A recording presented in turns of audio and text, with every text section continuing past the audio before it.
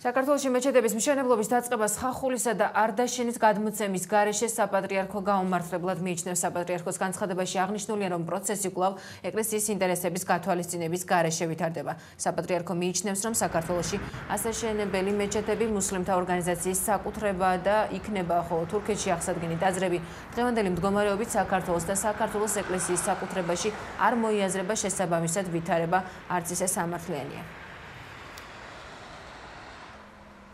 ჩვენ ვიმედოვნებით, რომ ამ წლის 18 იანვრის განცხადების შემდეგ საპატრიარქო ჩართული იქნებოდა იმ მოლაპარაკებებში, რომელიც თურქეთ-საქართველოს შორის მიმდინარეობს ტაძრებისა და მეჩეთების აღდგენის შესახებ.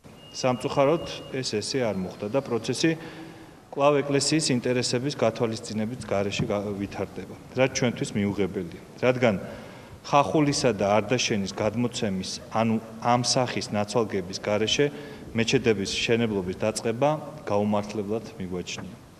გვინდა განმარტოთ, რომ არდაშენი არ არის მხოლოდ ტაძარი, იგია ისტორიული ლაზეთის საეპისკოპოსოს ერთ-ერთი ცენტრი და აქედან გამომდინარე, მისი აღდგენა არა მარტო არდაშენის, არამედ მთელი ამ მხარის ლაზეთის, ქართული ეთნოკულტურისა და საეკლესიო სივრცის განუყოფელ ნაწილად წარმოჩენას ნიშნავს. იგივე ითქმის ტაოში ხახულის მონასტრის ამოქმედების შესახებ. ფიქრობთ, აქ მეჩეთის ფუნქციონირება თურქებისათვისაც კი დიდ საჭიროებას არ უნდა წარმოადგენდეს. მით უმეტეს, რომ თურქეთში არსებული ბერძნული ტაძრებში მეჩეთები არ ფუნქციონირებს, ხოლო ახლახან ერთ-ერთ სომხურ ტაძარზე ჯვარიც კი დაიდგა.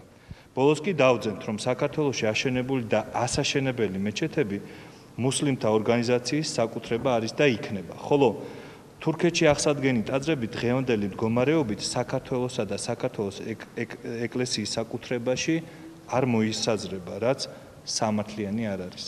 ვიმედოვნებთ, საქართველოს ხელისუფლება ჩვენს კონსტრუქციულ წინადადებას გაითვალისწინებს მოლაპარაკებისას.